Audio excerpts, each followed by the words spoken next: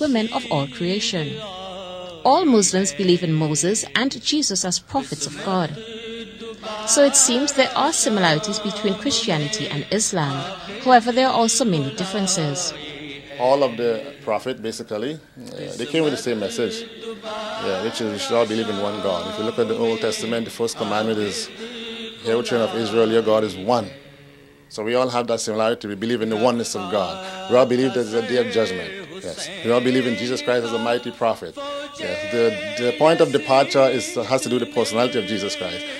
But the other similarities, yes, we all believe that there's heaven and hell. Yes, we all believe, if you look at the moral law that was given in the teaching of Jesus Christ, even our dietary laws, the food that we should be eating, the food that we not be eating, there are a lot of similarities. Because Jesus Christ, according to the Bible, he never even eat pork, he never even drink alcohol, he never even gamble. Muslims don't do those things. The point of demarcation has to do with the personality of Jesus Christ. Islam recognizes him as the mightiest prophet of God. Yes, he's even called in Islam Ruhullah, Spirit of God. Yes, he was the Messiah, yes.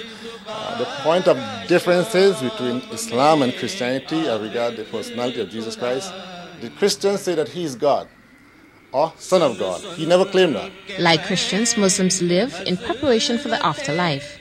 They believe in 7 levels of heaven, Jannah, a paradise of perfect happiness, and 7 levels of hell, Jahannam. Yes, if we remove that concept of heaven and hell, then there's no need for us to be enjoining good and forbidding evil. And there's no need for God to be sending prophets into the world. There's no need for God to create human beings and send prophets to the world to guide us. There's no need for God to even send Jesus to guide the people of Israel if there's no concept of heaven and hell. Right? So the purpose of life, God has created mankind, every human being, to worship him.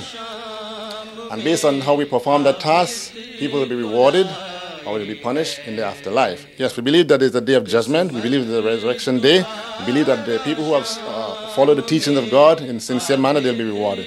Those who rejected, those who are disobeyed, those who have lived sinful, immoral, irreligious, ungodly life, they'll be punished. There is a perception by us in the Western Hemisphere that Muslim women are second-class citizens. I'm curious to discover the truth. Muslims believe that men and women have different roles to play in society because of the difference in physiological and psychological makeup. However, women are viewed as being just as important as their male counterparts.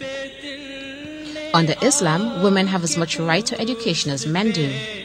Women also have the right to reject or accept marriage proposals.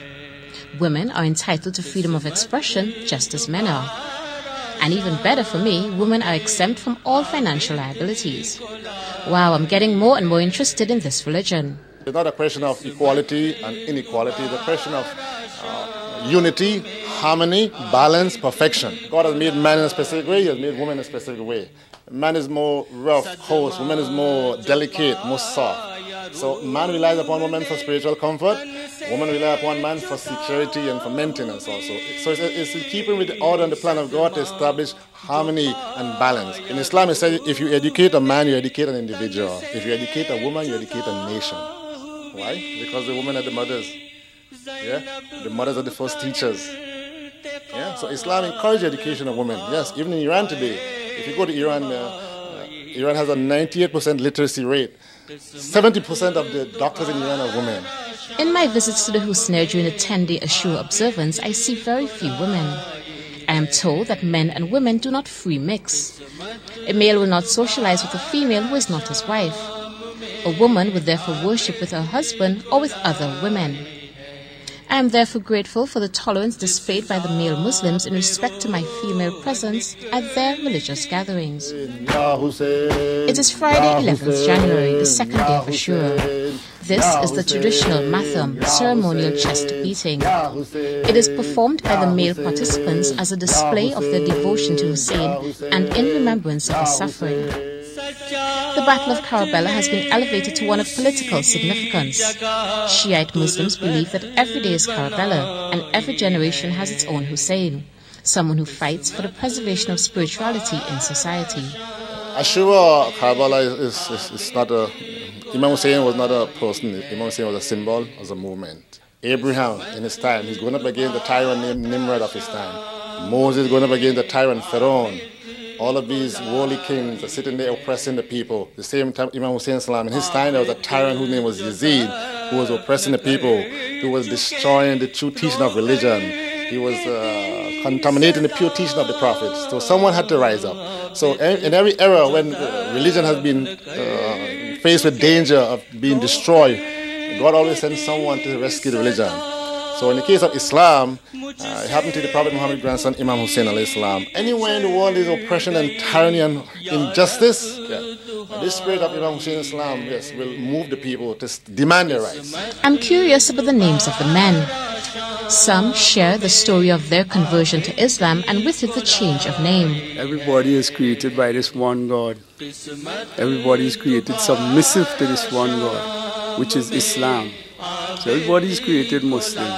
Everything is created Muslim. But we were given free will, so some people choose other paths, and some people consciously accepted the path of Islam. So I started searching, I started going to various churches, but I find I was not being fed. I was not given what I was looking for spiritually, and I saw a lot of hypocrisy in the behavior of people who were proclaiming to be religious at the time. And there was one person who lived in my neighborhood. He started inviting me to the mosque and giving me religious books, and I started reading about Islam. I became convinced that Islam was the correct way of life. So the name Abdul Hakim is one of the attributes of God Almighty is Al-Hakim. He's the All-Wise.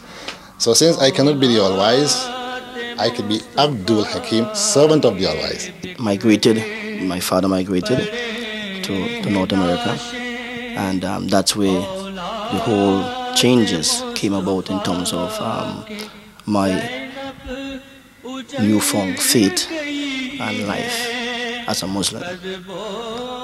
I did not change my name, which is now Migdad Ali. That is my name as a Muslim.